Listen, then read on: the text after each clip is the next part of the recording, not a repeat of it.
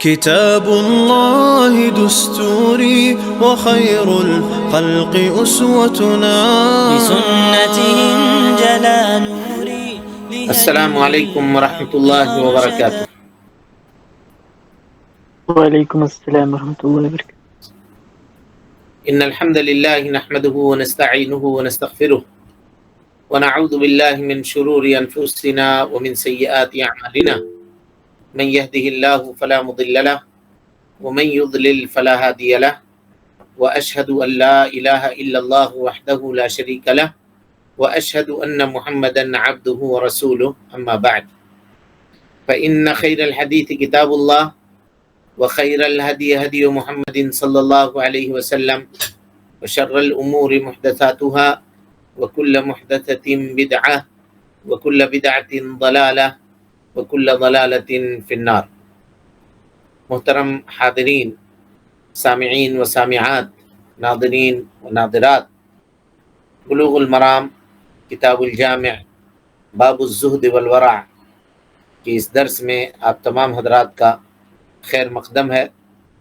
اللہ رب العالمین ہم سب کے مل بیٹھنے کو قبول فرمائے، علم دین، علم نافع سیکھنے، اس کے مطابق عمل کرنے، اس کی دعوت عام کرنے اور اس راستے میں آنے والی مصیبتوں کے اوپر اللہ رب العالمین ہم سب کو صبر کی توفیق نصیب فرمائے۔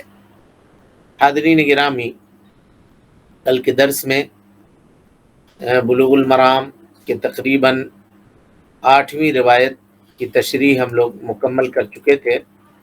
اس میں اللہ کے نبی جناب محمد رسول اللہ صلی اللہ علیہ وسلم نے آدمی کے اسلام کی خوبصورتی کیا ہے اس کے جانب رہنمائی فرمائی ہے، اور کہا کہ آدمی کے اسلام کی خوبصورتی یہ ہے کہ وہ کیا کرے، ان چیزوں کو ترک کر دے جو اس سے متعلق نہیں ہے، جس کا اس سے کوئی مطلب اور لینا دینا نہیں ہے، ان چیزوں کے پیچھے پڑنا چھوڑ دے۔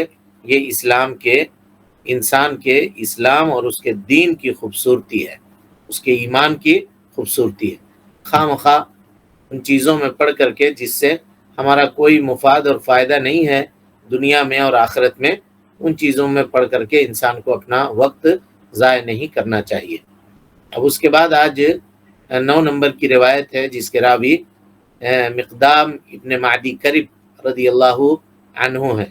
چلیے کوئی روایت پڑھیے تاکہ اس کی تشریح کی جا سکے۔ بسم اللہ۔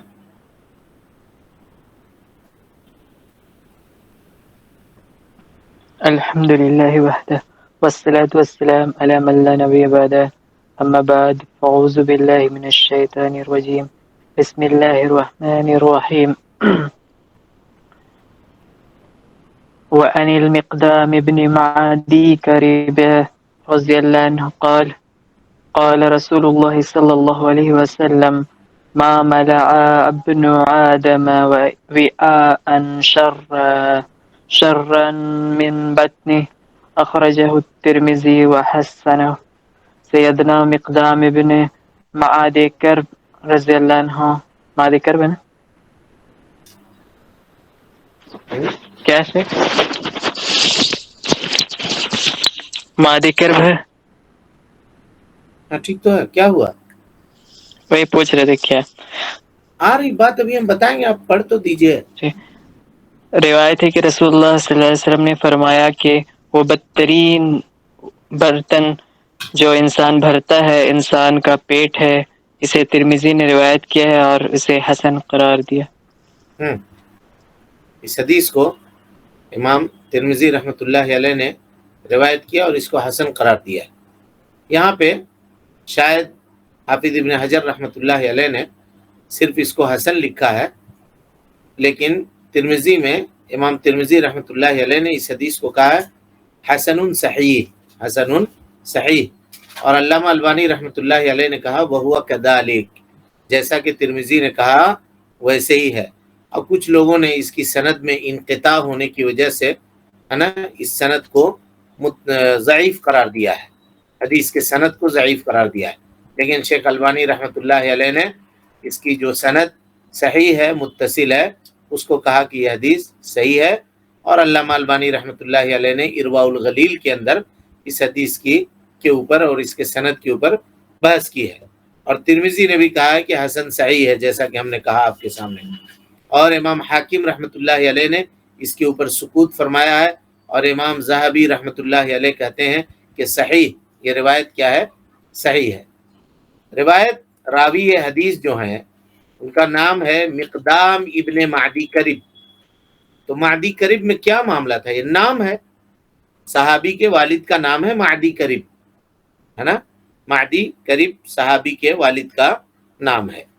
تو یہ صحابی ہیں مقدام رضی اللہ عنہ، اور ان کا نام ہے، پورا نام المقدام ابن معدی کرب ابن عمرو الکندی، ابن عمرو الکندی۔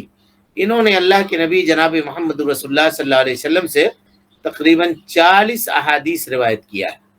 حمص میں، ملک شام میں ایک مقام ہے حمص، وہاں جا کر کے یہ بس گئے، اور ملک شام میں ان کی وفات ہوئی 87 ہجری کے اندر، 87 ہجری کے اندر یہ وفات پائے، مقدام ابن معدی کرب ابن عمرو الکندی، ابن عمرو الکندی یہ ان کا مکمل اور پورا نام ہے۔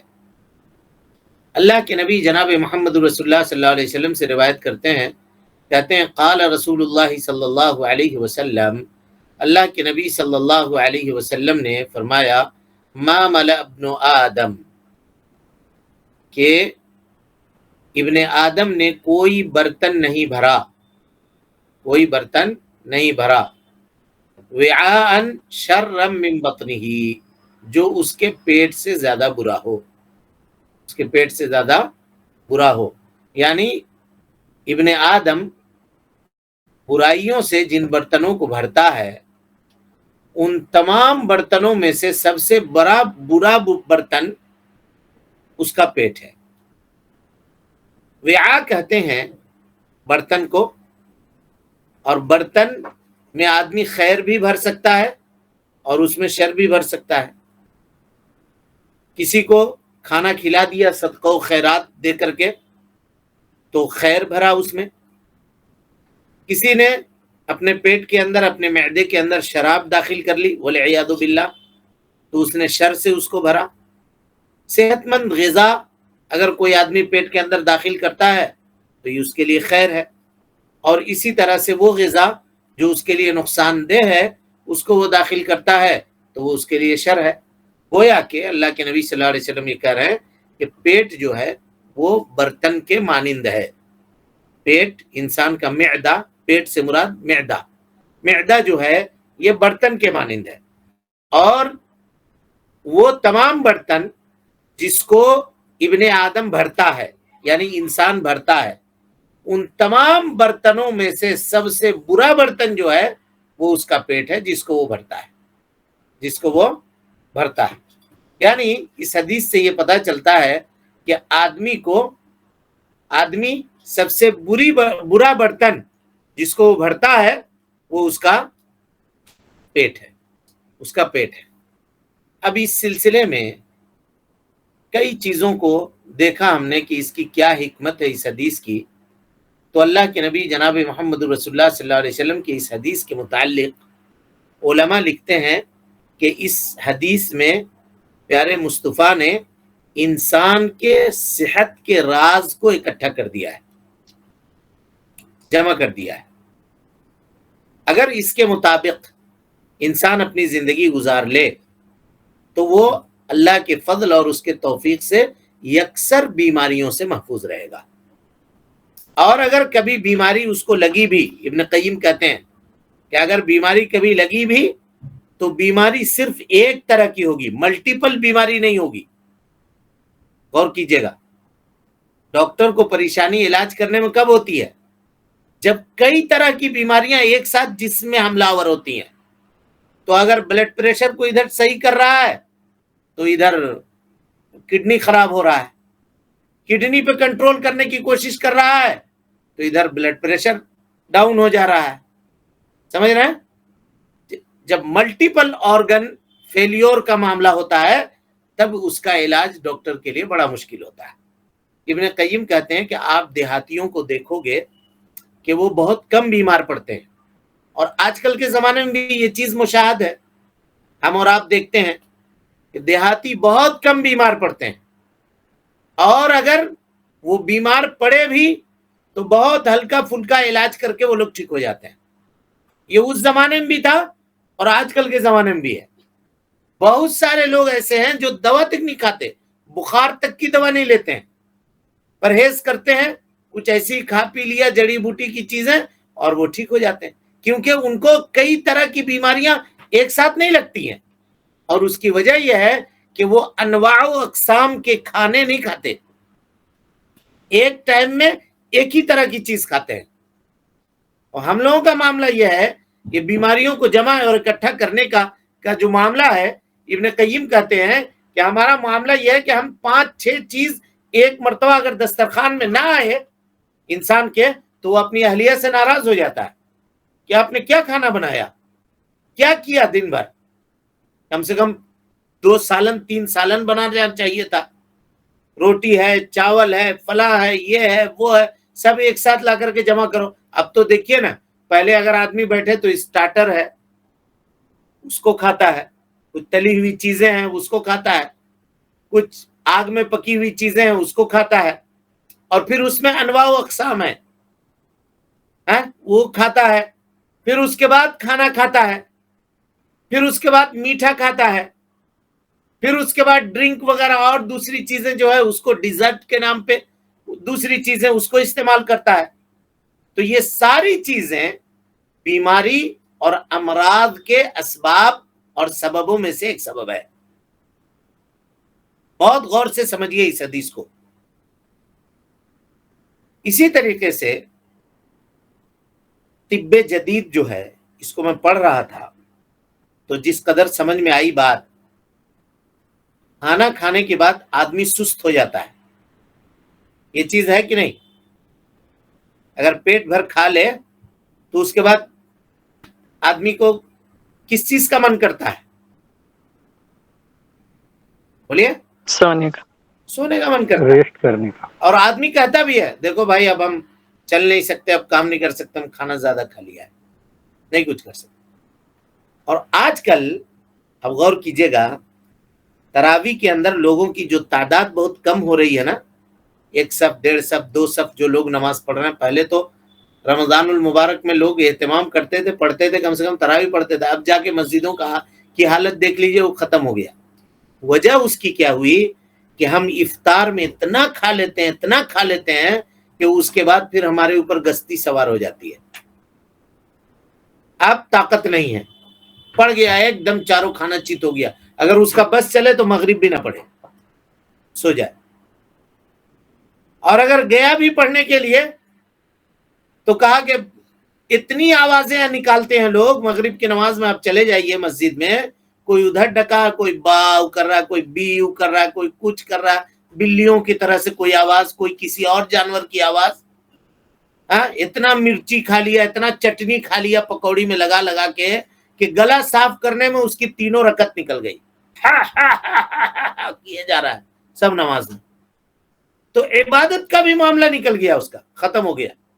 کوئی پیاز بنا کے لے گیا مسجد میں بیٹھ کر کے کھا رہا ہے، کوئی کچھ کھا رہا ہے، کوئی لہسن کی چٹنی لے کے گیا ہے وہ بنا کے پکوڑی میں لگا کر کے کھا رہا ہے، سب جا کے نہیں۔ اس طرح کی چیزوں کو لوگوں نے عام کیا، نتیجہ کیا ہوا کہ کھا لیا یہاں تک، اب اس کے بعد گھر میں جا کے پڑ گیا چاروں کھانا چائے پی کر کے، آپ کچھ نہیں ہے، آپ کچھ نہیں کر رہا۔ تراویح کہاں جا سکتے ہیں تراویح میں، تھک جا رہے ہیں آج کل، روزہ بہت لمبا ہو رہا ہے۔ ارے بھائی روزہ اس سے زیادہ لمبا ہوتا تھا اس زمانے میں، اور اس سے زیادہ وسائل کم تھے، لیکن لوگ عبادت زیادہ کرتے تھے۔ اس کی وجہ کیا ہے؟ اب تعجب کریں گے۔ طب جدید، میڈیکل سائنس اس میں کہتی ہے کہ انسان جب اپنے پیٹ کو بھر لیتا ہے نا تو دماغ دل کو یہ پیغام بھیجتا ہے کہ خون کی ضرورت مجھے نہیں ہے، خون کی ضرورت پیٹ کو ہے، اس کو زیادہ کام ہے، اس کو ورک زیادہ کرنا ہے، لہذا خون کی سپلائی میرے جانب کم کیا جائے اور زیادہ خون کی سپلائی پیٹ کو دیا جائے۔ تو نتیجہ یہ ہوتا ہے کہ جب سپلائی خون کی کم ہو جاتی ہے تو اس کا فہم بھی کم ہو جاتا ہے، جمائی پہ جمائی وہ لیتا ہے، سستی اور غشی تاری ہوتی ہے. لہذا پیٹ بھرا ہوا آدمی نہ تو صحیح سے پڑھ سکتا ہے، نہ صحیح سے عبادت کر سکتا ہے، اور نہ کوئی اور کام انجام دے سکتا ہے. آپ پیٹ بھر کر کے بیٹھیے کاغذ قلم لے کر کے، 2 صفحہ بھی نہیں لکھیے گا آپ کی آنکھ لگنے لگے گی. اور وہی اگر خالی پیٹ ہے تو آرام سے آپ بیٹھ کر کے لکھ رہے ہیں، دماغ آپ کا کام کر رہا ہے، چاقو چوبند ہے نا. یہ ایک معاملہ ہوا. اس کے بعد کہا دیکھیے پیٹ کو اللہ رب العالمین نے جو معدے کو بنایا ہے، کہ معدے کے اوپر ایک جھلی ہے اوپر میں، جس کو ہم ٹرکس طرح کی چیز کہتے ہیں. اجڑی وغیرہ جب جانور کی نکالیے گا تو اسی سے کھانا ہضم ہوتا ہے.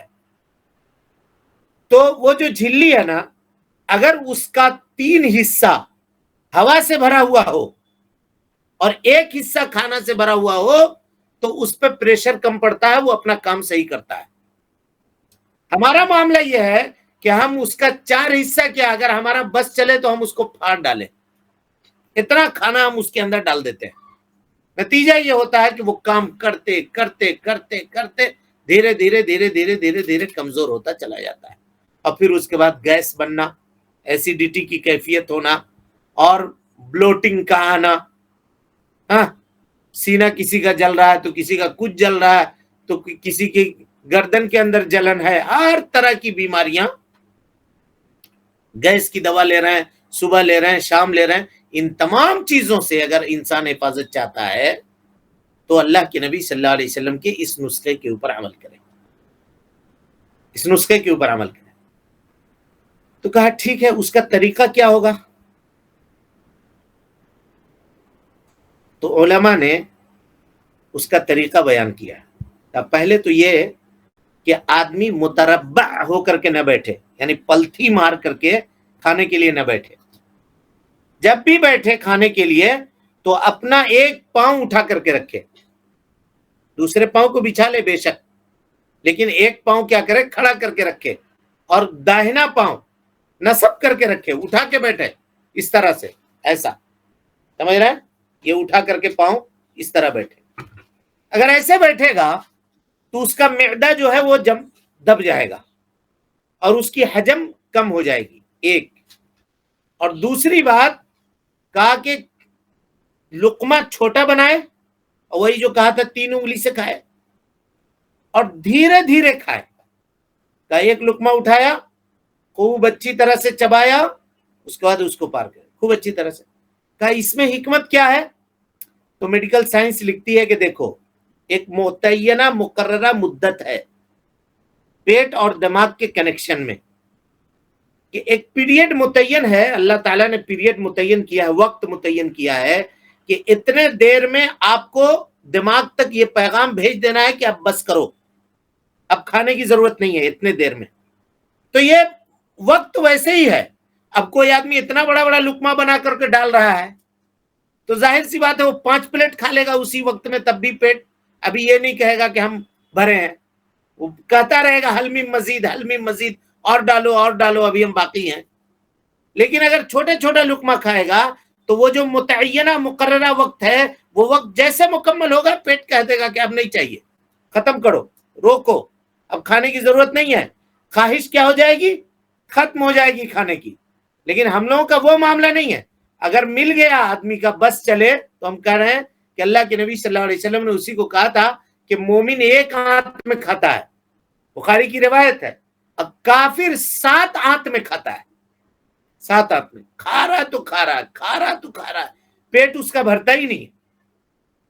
جبکہ مومن کے لیے ضروری ہے، یا مومن کا معاملہ یہ ہے کہ وہ 1 آنت میں کھاتا ہے، بس ہو گیا اتنا ہی. اسی طریقے سے علماء نے کھانے کی جو کیٹیگری متعین کی ہے نا، وہ 3 کیٹیگری ہے. اس کو سمجھیے. پہلا ہے کہتے ہیں کفایہ، اس کو کہتے ہیں کفایہ. کفایہ کہتے ہیں کتنا کا 2-4 لقمے جو آپ کے پیٹھ کو سیدھی رکھے اور آپ کی بھوک کو مٹا دے.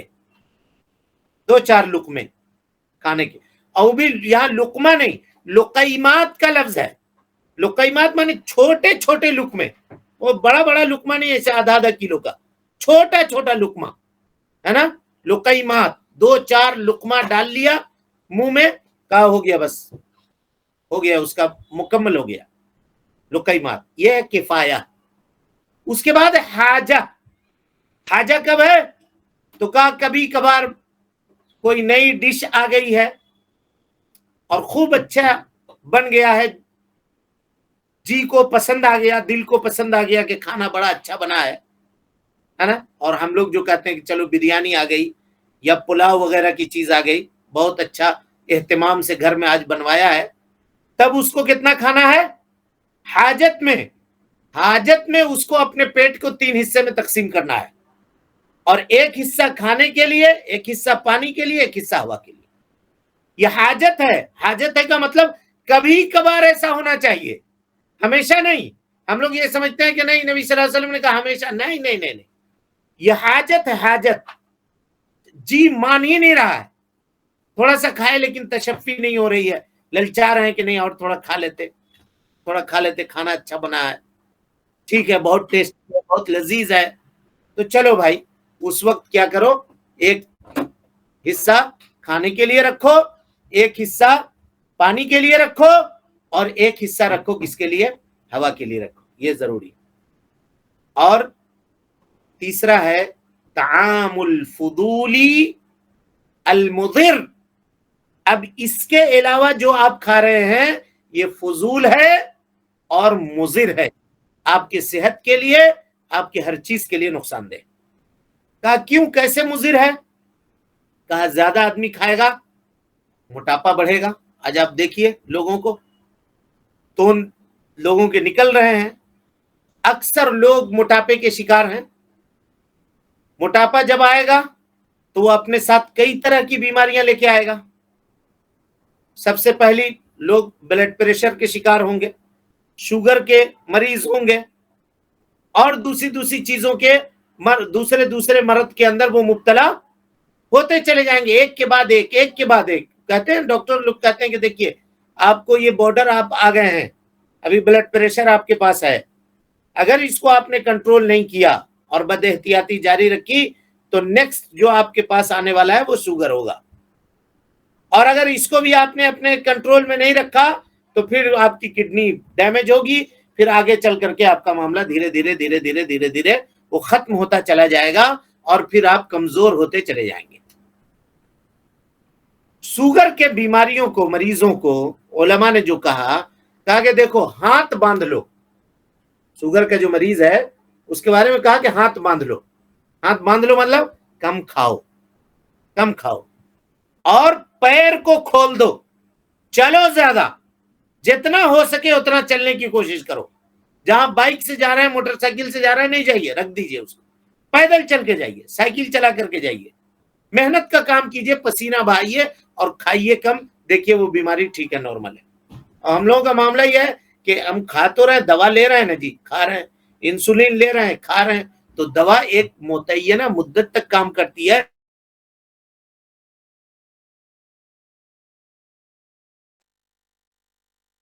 नहीं आए हैं अभी जो जानबी उसकी बातें हैं, जो इस हदीस के फवायद के ताल्लुक से कुछ मुख्तसर चीजें वो हम आपके सामने रखने की कोशिश कर रहे हैं। तो पहली चीज तो मोटापा आ गया, और मोटापा के बाद बीमारी आई, और जैसे बीमारी आएगी तो उसको अल्लाह के नबी सल्लल्लाहु अलैहि वसल्लम ने क़यामत की निशानी भी करार दिया है। बीमारी, मोटापा आने को, कल लोग मोटे हो जाएंगे, इबादत में जी उनका लगेगा ही नहीं। आप उठाकर देख लें, मस्जिदों के अंदर जब हम लोग छोटे छोटे थे कुर्सी नजर आती थी जी? बोलिए, कोई भी बोलिए। नहीं आती थी। हम लोगों की उम्र क्या है अभी? आप देखिए, जो बैच हमसे चला गया या अब आप जाने वाला है, समझिए, है ना, वो लोग हमसे ज्यादा मजबूत थे और अभी भी मजबूत हैं। वो मेहनत कर रहे हैं, खड़े हो रहे हैं, काम कर रहे हैं, सब कुछ कर रहे हैं, लेकिन अब आप नौजवानों को देखिए कि वो कुर्सियों के ऊपर बैठ करके नमाज पढ़ रहे हैं। क्या हुआ भाई? घुटने का मामला हो गया, हमको शुरू हो गया, तो ये हो गया, हमको वो हो गया। ये सब वजह क्या है जानते हैं? कि खाने के जो अनवा व अक़साम हमको मयस्सर है, फास्ट फूड और दूसरी तरह की जो चीजें हैं, जो तेल और जो دوسری طرح ہے تو آپ سمجھتے ہوں گے اس کو، جس کو ہم یوز کر رہے ہیں اس کو وہ یوز نہیں کرتے تھے، اس کو وہ استعمال نہیں کرتے تھے. ان کی غذا خالص تھی، اس لیے ان کی صحت خالص تھی. اور یہ جو انواع و اقسام کی چیزیں ہیں، کہاں کبھی کبھار آدمی کو مل جاتا تھا، لوگ چٹنی کے ساتھ روٹی کھا لیا کرتے تھے، کچھ اور بنا لیا، کوئی ساگ بنا لیا اور اس کے ساتھ دوپہر کا کھانا ہو گیا. جو دوپہر میں سبزی بنی اسی کو رات میں کھا لیا. ہم لوگوں کی طرح اہتمام کہاں ہوتا تھا کہ یہ فلاں لے کے آؤ، وہ لے کے آؤ، یہ لے کے آؤ، دسترخوان میں یہ ہونا چاہیے، یہ ہونا چاہیے. کہاں ہوتا تھا اہتمام کا؟ جتنے انواع و اقسام کے کھانے انسان اپنے جسم کے اندر ڈالے گا اتنا وہ بیمار ہوگا. شیخ ابن عثیمین کہتے ہیں کہ جیسے ہم لوگ 3 مرتبہ کہتے ہیں، یورپ میں جو لوگ ہیں، اس حدیث کی شرح میں انہوں نے لکھا ہے، یورپ میں لوگ بسا اوقات ہم سے زیادہ، ہم لوگوں سے زیادہ تندرست ہیں، جبکہ ہم جتنی خالص چیزیں پاتے ہیں ان کے پاس اتنی خالص چیزیں نہیں ہیں. آپ دیکھ لیں، باہر سے ساری چیزیں جاتی ہیں ان کے یہاں، باوجود اس کے موٹاپا ان کے نوجوانوں میں قلیل ہے لیکن ہم لوگوں کے مقابلے میں بہت کم ہے. اس کی وجہ یہ ہے کہ وہ غذا جو ہے وہ خفیف لیتے ہیں. ہم 3 ٹائم کھاتے ہیں، لیکن ہمارا 3 ٹائم کھانا ہم سب کا یہ 6 ٹائم کھانے کے اوپر بھاری ہے. وہ 3 ٹائم نہیں کھاتے، 5 ٹائم کھاتے ہیں، لیکن ہم 1 ٹائم میں جتنا کھاتے ہیں اس کو وہ 5 ٹائم میں تقسیم کر کے کھاتے ہیں. اور کہا اس کو دیکھا ہے ہم لوگوں نے، کچھ تھوڑا بہت کھا لیا اس وقت، چھوڑ دیا، 2-3 گھنٹے کے بعد پھر فریج کھولا اور اس میں سے کوئی چیز نظر آئی اس کو اٹھا کر کے کھا لیا، پانی پی لیا، کر دیا. ایک لقمہ کر کے 3-4 مرتبہ میں لیا، جسم کے اندر اتنا ہی کھانا گیا جتنا ہم 1 ٹائم میں کھاتے تھے. تندرست ہیں، فٹ ہیں ایک دم، آپ دیکھیے. لیکن ہمارا معاملہ یہ ہے کہ شادی بیاہ کا معاملہ چھوڑ دیجیے، عام دنوں کے اندر آدمی اس قدر کھاتا ہے کہ وہ مریض ہو جاتا ہے، بیمار ہو جاتا ہے. تو یہ ساری نقصانات انسان کے زندگی کے اندر آتے ہیں. ابھی ہم آپ سے کہہ رہے ہیں کہ ابھی رمضان المبارک کا مہینہ آ رہا ہے، انسان اس میں بھوکا رہ رہا ہے، تو اس کے وزن کو کم ہونا چاہیے کہ بڑھنا چاہیے؟ بولے. کم ہونا چاہیے. اکثر لوگ یہ شکایت کرتے ہیں کہ اس کا وزن بڑھ جاتا ہے روزہ رکھنے کے باوجود، کیونکہ دن بھر جو ہم بھوکے ہیں اس کا جو انتقام آدمی لیتا ہے شام ہوتے ہی العما والحفیظ. اسی لیے کھانے کی مقدار کو کم کیجئے تاکہ موٹاپا نہ آئے، اور اگر موٹاپا نہیں آئے گا تو آدمی عبادت بھی جی لگا کے کرے گا. اللہ تعالیٰ کی عبادت کے اندر بھی اس کو جی لگے گا، دل لگے گا، اور دل لگا کر کے وہ عبادت کر سکتا ہے. حدیث کے تخریج کے تعلق سے آپ کے سامنے گفتگو ہو چکی ہے، اور یہ بتا چکا ہوں میں کہ علامہ البانی رحمۃ اللہ علیہ نے اس حدیث کو صحیح قرار دیا ہے.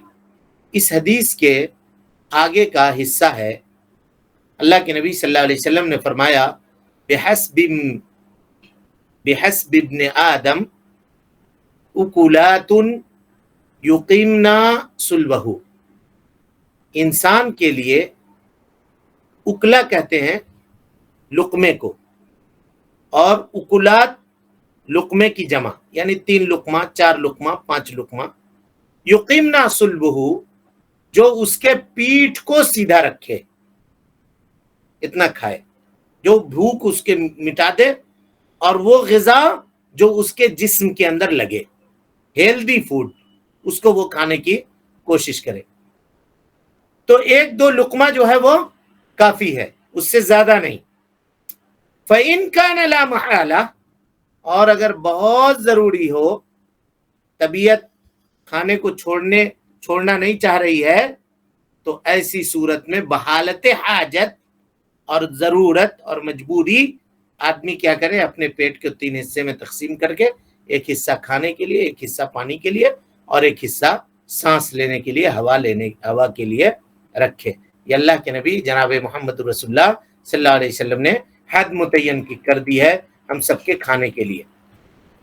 حافظ ابن رجب رحمۃ اللہ علیہ کہتے ہیں کہ یہ حدیث طب کے تمام اصولوں کو جمع کرنے والی ہے، طب کے تمام اصولوں کو، یعنی پورا کا پورا میڈیکل سائنس اللہ کے نبی صلی اللہ علیہ وسلم نے اس ایک حدیث میں بیان کر دیا ہے۔ کہتے ہیں ابن ماسوی ایک طبیب ہیں، بڑے حکیم گزرے ہیں، وہ اپنی کتاب کے اندر لکھتے ہیں کہ اگر لوگ اللہ کے نبی صلی اللہ علیہ وسلم کے ان کلمات کے اوپر عمل کرنا شروع کر دیں، لَسَلِمُوا مِنَ الْأَمْرَاضِ وَالْأَسْقَامِ، تو وہ بیماریوں سے اور پریشانیوں سے بچ جائیں گے۔ اور آگے وہ لکھتے ہیں کہ جتنے دوا ساز کمپنیاں ہیں اور دوا بیچنے والے لوگ ہیں ان کی دکانیں بند ہو جائیں گی۔ ابن رجب کے اس قول پر غور کیجئے، کہتے ہیں کہ پیارے مصطفیٰ کے اس حدیث کے اوپر من وعن اگر لوگ عمل کرنا شروع کر دیں، بیماریوں سے اللہ کے فضل سے محفوظ رہیں گے اور دواؤں کی کمپنیاں ٹھپ پڑ جائیں گی۔ دوا بیچنے والوں کو اپنی دکانیں بند کرنی پڑیں گی، کیونکہ ان کے دوا کی کب بکتی ہے؟ جب اس کے استعمال کرنے والے لوگ ہیں، اور جب استعمال کرنے والے لوگ ہی نہیں موجود ہیں تو وہ دوا کی دکان کو کیوں کھولے گا؟ ہے نا، دوا کی دکان کو کیوں کھولے گا؟ اسی طرح سے حارث ابن کلدہ یہ طبیب عرب ہیں، اتنے بڑے طبیب ہیں کہ ان کو کہا جاتا ہے کہ طبیب عرب۔ یہ کہتے ہیں کہ تمام بیماریوں کی جڑ جو ہے، تمام بیماریوں کی جڑ اور تمام بیماریوں کا کنیکشن اصل آپ سمجھیے، کہتے ہیں کہ وہ پیٹ ہے۔ تمام بیماریوں کی جڑ وہ پیٹ ہے، پیٹ سے بیماری کی ابتدا ہوتی ہے، وہیں سے اس کی بیماری کی شروعات ہوتی ہے۔ اور کہا کہ میں نے اللہ کے نبی جناب محمد رسول اللہ صلی اللہ علیہ وسلم کے اس کلام کو بڑا محکم پایا، اور اس کے اوپر جو آدمی عمل کرنے والا ہو اس کو ہم نے بہت صحت مند پایا۔ یہ ایک طبیب ہو کر کے یہ کہہ رہے ہیں۔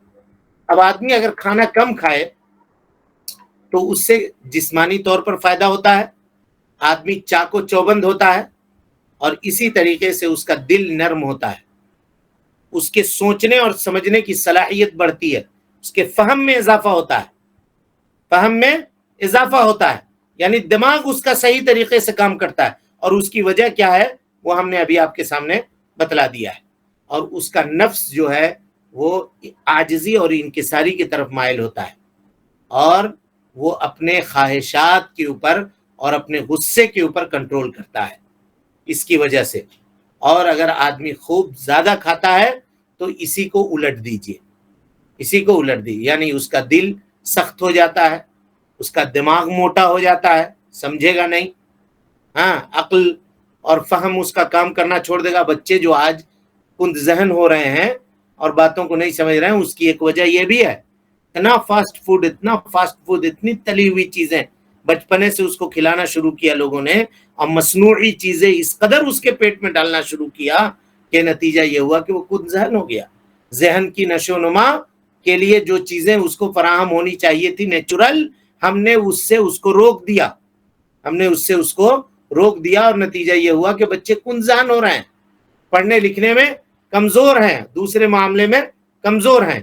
اور اسی طریقے سے آدمی اپنے خواہشات کے اوپر کنٹرول نہیں کر سکے گا، ہاں، اس میں اور پھر جانوروں میں کوئی فرق اور کوئی انتر باقی نہیں رہے گا، اور اسی طریقے سے بیماریوں کو اکٹھا اور جمع کر لے گا۔ یہ تو ثانوی چیزیں تھیں جو ظاہری فوائد اس حدیث کے تھے۔ انشاءاللہ علماء نے، محدثین نے جو اس حدیث کی تشریح کی ہے، ہم کل کے درس میں تفصیلی تشریح آپ کے سامنے رکھنے کی کوشش کریں گے۔ اللہ رب العالمین سے دعا ہے کہ اللہ تعالی ہمیں اور آپ کو حسن عمل کی توفیق دے۔ رب العالمین ہم سب کی اصلاح فرمائے، نیکیوں کو قبول کرے، سیئات سے درگزر فرمائے، جب تک زندہ رکھے دین اسلام پہ زندہ رکھے، اور جب اٹھائے ایمان پہ اٹھائے۔ آمین واخر دعوانا ان الحمدللہ رب العالمین۔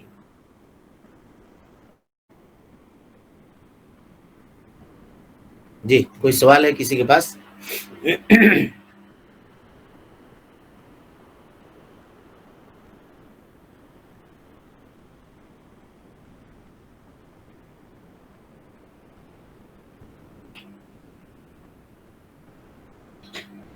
ہاں جی، کوئی سوال ہے کسی کے پاس؟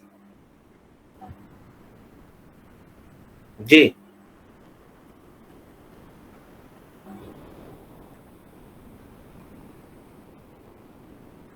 ہم لوگ سمجھتے ہیں کہ صرف دین کی باتیں ہیں ہمارے دین میں. جی اس طرح کی باتیں نہیں ہیں. دیکھیے تو کیسا اللہ کے نبی صلی اللہ علیہ وسلم کی ایک حدیث کے اندر کس طرح سے نبی صلی اللہ علیہ وسلم نے ساری چیزوں کو جمع کر دیا ہے. اب آدمی اس کو وقت نکال کر کے پڑھے، اس کو سمجھنے کی کوشش کرے. کاہے کو بیمار پڑے گا، کاہے کو پریشان ہوگا، کاہے مصیبت کے اندر گرفتار ہوگا اللہ کے فضل اور اس کے توفیق سے.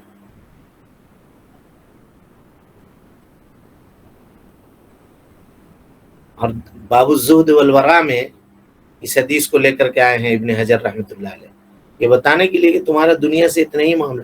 کسی کو اگر 2-4 لقمے کھانے کا انتظام اللہ نے کر دیا، بس ٹھیک ہے، اتنا ہو گیا، عبادت میں لگو. بس آج کا انتظام ہو گیا، اتنے کا کرو، عبادت کرو.